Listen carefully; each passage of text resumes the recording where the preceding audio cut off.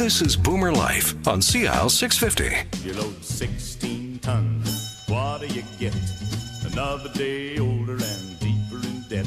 St. Peter, don't you And call we're me back. 'cause I This can't is go. Boomer Life on Oh, CL my 650. soul. I'm Joanne Sutton, and today we're talking about your financial future with Jim Doyle, Senior Financial Consultant with Investors Group Financial Services, Inc.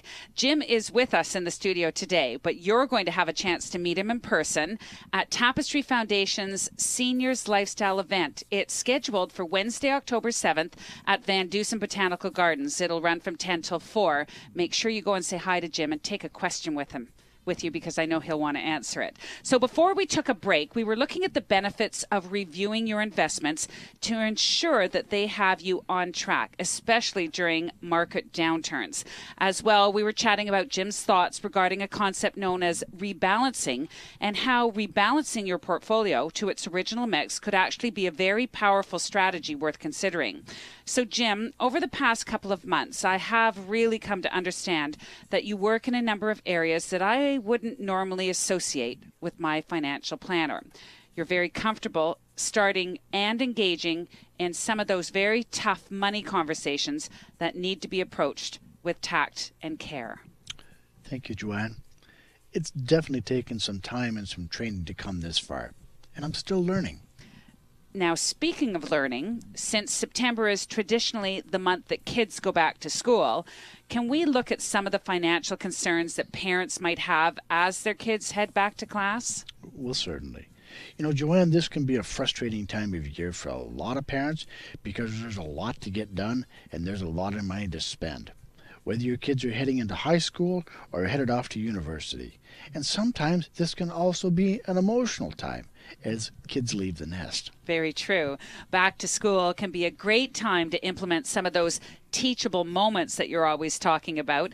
In previous shows, we've spoken to the importance of financial literacy, and you've mentioned how imperative it is that parents take a proactive stance when it comes to helping their kids establish a very solid financial foundation. So could you share with us now why you're so passionate about this topic? I'd love to. When parents can help their kids learn the value of a dollar, this arms them with a skill that's going to benefit them for the rest of their lives.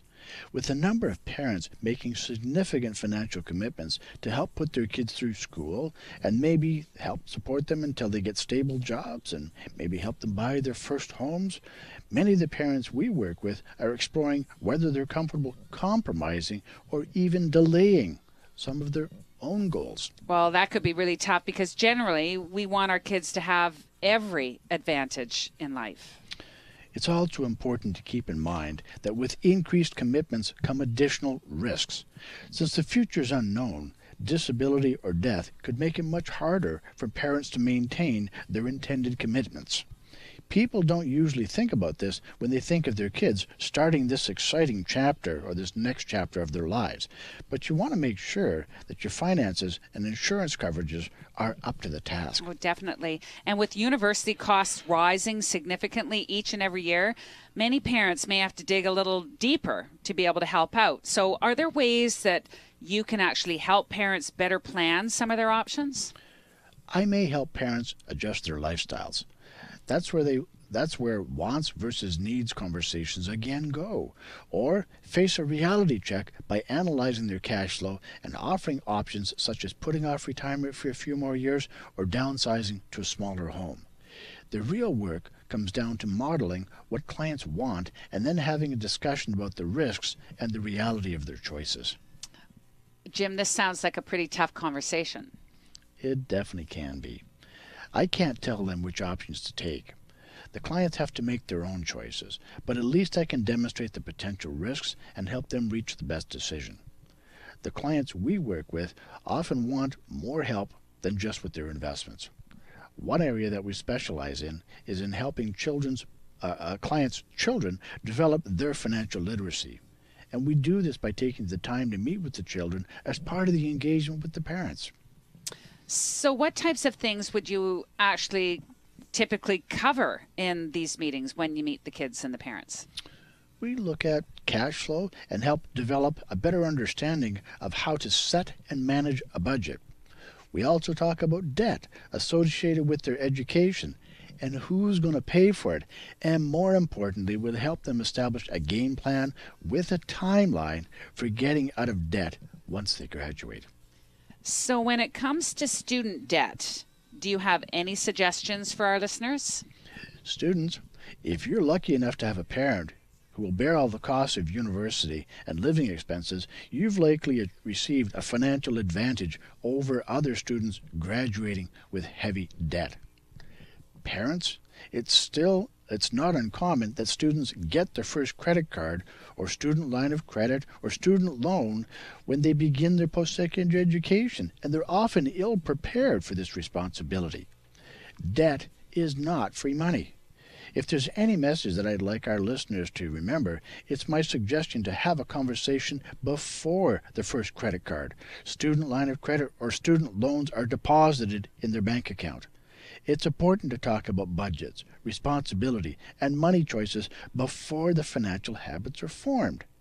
This will prevent future stress when the bills need to be repaid. Remember, debt always has to be repaid. Oh, it certainly does. Took me a long time, and I learned the hard way as well. You know, Joanne, many of the parents that I work with, they're self-made. They've known what it means to face challenges and adversity to get something and to enjoy the things that they do in life. And they want their children to develop some of this same work ethic. More frequently, I'm seeing a number of families that, while they could afford to pay for everything, they want their kids to have some skin in the game, so to speak, and shoulder some of the financial responsibility. That way, if the child decides they're not going to finish school for whatever reason, that they'll have spent some of their own money. Ultimately, the child will have to make a commitment to be invested in their future. I think it starts with teaching a child the value of $1. And I definitely hear what you're saying. These parents sound very wise. And, you know, I can remember a time when it wasn't that tough to get into university and costs weren't that exorbitant. It was actually affordable back in the day. I remember those days well. But speaking of costly choices, let me share a story with you. You know, a couple of years ago, I got a call from a client whose daughter just started her first year in university in Alberta. And like most parents, she was concerned about emergencies that might crop up, so she gave her daughter $1,000 as an emergency fund. As often happens when kids move out for the first time, Mom got a call for more money about 6 weeks into the semester. When Mom asked, "Why not use the emergency fund?" the daughter replied, "I already did. I had to buy sheets and towels." Oh my gosh. So as you can likely imagine, the mom was shocked that her daughter could choose to spend $1,000 in linens. She understood that she's going to need to have some help initiating a money basics and a money needs versus wants conversation with her daughter. Even among affluent families that we work with, I'd say probably 1/3 are concerned about their children's financial prospects and financial acumen following graduation. So, Jim, would it be fair to see student debt as an actual investment in the future? You know, you could look at it like that, but there's another side worth having a look at. While you're getting established financially into a new job and lifestyle without a game plan to address debt repayment, many of these debts could stick around for years. And if you're paying off debt, it makes it hard to save.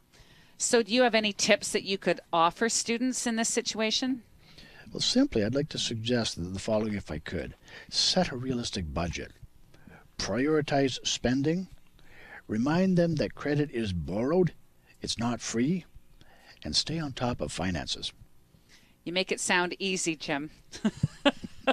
I don't think it's that easy for the students. You are listening to Boomer Life on CL 650. I'm Joanne Sutton. Today we're speaking with Jim Doyle, Senior Financial Consultant with Investors Group. And Jim, I know you've mentioned before that if our listeners have a bit of doubt about their situation or where they're going financially, that it can be solved as simply as making you a phone call to gain some clarity. So here is Jim's phone numbers, 1-800-665-7178 or locally at 604-682-5600. 5431. And if you happen to be in the Vancouver area, I'll give you an invitation now to meet Jim. Coming up first week of October, Tapestry Foundation is hosting a Seniors Lifestyle Tapestry Talks event. It's at Van Dusen Botanical Gardens Wednesday, October 7th from 10 until 4, and you'll have a chance to meet Jim at that event. Of course, there's still a lot more to come after the break. Jim is going to share some ways to take advantage of teachable moments, whether the kids are still at home or at university, as well as some significant issues faced by those in the sandwich generation, including caring for aging parents. That's all coming up next on Boomer Life on CL 650. Celebrating the baby boomer lifestyle. This is Boomer Life on CL 650.